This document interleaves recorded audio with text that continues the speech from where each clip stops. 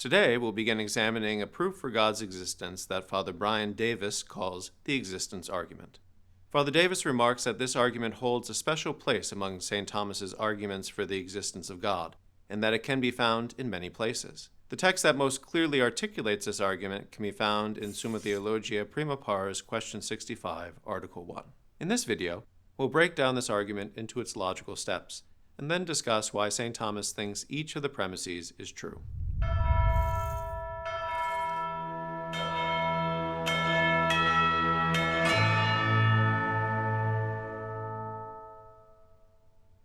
Before I formalize the argument, let's see what St. Thomas says in the Prima Pars of the Summa Theologiae.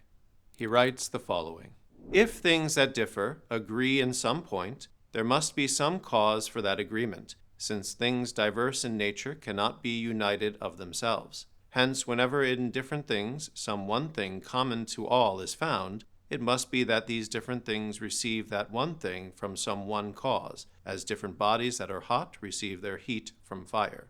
But being is found to be common to all things, however otherwise different. There must therefore be one principle of being, from which all things, in whatever way existing, have their being, whether they are invisible and spiritual or visible and corporeal. The structure of this argument is what we call a modus ponens argument, or a type of conditional syllogism typically structured in the following way. If P, then Q. P is true, therefore Q is true. With that in mind, let's break down Aquinas' argument into its logical steps using this formulation. 1. If diverse things are the same in some way, then something is the cause of this sameness. 2. All diverse existing things exist. 3. Therefore, necessarily, something is the cause of existence. The argument is relatively simple. It begins with a premise that is an if-then statement that we presume to be true. Then the second premise states that the if part of the premise is true, which allows us to conclude that the then part of the statement is also true. So the structure of the argument works. However, despite the apparent simplicity of the argument, we have to figure out why premises 1 and 2 are true. Let's begin by looking at the if half of the first premise. If diverse things are the same in some way, what does St. Thomas mean by diverse things? St. Thomas is referring to any two or more objects that are different from one another in some way. For example, you and I are diverse things. My habit and your computer screen are different things. The black of my kappa is different from the gray of the screen behind me. So the application of this premise is very broad. But now we should ask, what is meant by things that are the same in some way? This is a bit tricky, but St. Thomas's language indicates that these are different things that are united in some way. The type of unity here is not necessarily physical unity, but could be unity with respect to kind or species, or really any way we group different things together. Let's take some examples. You could talk about me and my hand as diverse objects.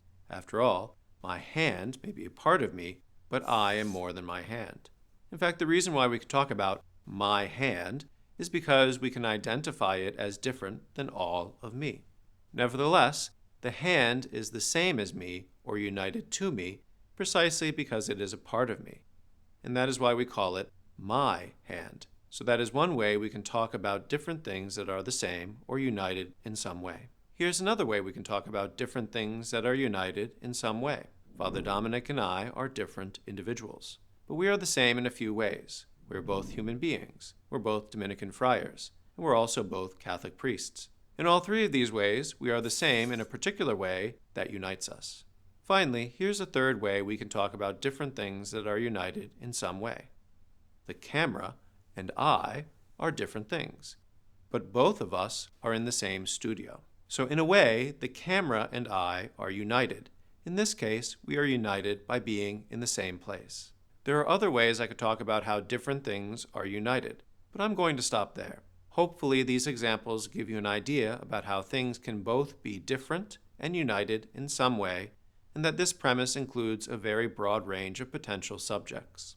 With that in mind, let's turn to the second half of the if-then statement. It states, then something is the cause of this sameness. This statement is making what some might see as a bold claim, but I think it's pretty intuitive once we understand what is being said. Take two different things. Call them X and Y. What is obvious about x and y is that x is not y, and y is not x. Yet, let's say that we want to say that x and y are the same in some respect. To do so, we need to find a principle that makes them the same. This is what St. Thomas, following Aristotle, calls a cause. That might sound weird, but remember that St. Thomas thinks there are 4 kinds of causes, and each kind of cause brings about this unity differently. Let's review our examples in light of those causes. One way 2 or more different things are the same is that they share the same matter, or the same material cause. Take, for example, me and my hand. Although the description of my hand is different than the description of me, nevertheless, the hand is a physical part of me. One reason why we say it is a part is because me and my hand share the same matter. So matter is one cause of me and my hand being one thing. Next, let's consider formal causes and sameness. As I said above, Father Dominic and I are the same because we are both human beings. This is a result of our substantial forms, for we both have human forms that make us human beings. Therefore, those forms make us the same with respect to species. Now let's think about the efficient cause. Think about how artisans often have a style particular to themselves that make their artifacts look similar. This may be the result of deliberate choice on their part, or the technique they use, or other features of the artisan's craft. That is why pieces of art that are produced by the same master have recognizable similarities. These similarities are unities brought about as a result of coming from the same efficient cause. Lastly, there is the final cause. Father Dominic and I became Dominicans for the same final cause. Namely, we both desired to live with God forever, and we both recognized that this path would be open to us in the Dominican order. In that respect, our sameness in becoming Dominicans was brought about, in part, by the same final cause. There is more we can say about how causes bring about unity, but I hope the basic point is clear. When you have 2 different things that are also the same in at least one respect, there must be some explanation or cause for that sameness. If that reasoning seems true to you, then it should be very easy to accept the first premise of this argument. If diverse things are the same in some way, then something is the cause of this sameness. Now you might think that a philosophical nominalist would feel free to deny the first premise. I think that even a nominalist would accept the first premise. But to see why, you will have to wait for the next episode. Until then, may God bless you and keep you in His grace. For readings, podcasts, and more videos like this, go to Aquinas101.com. While you're there, be sure to sign up for one of our free video courses on Aquinas. Don't forget to subscribe, like, and share with your friends, because it matters what you think.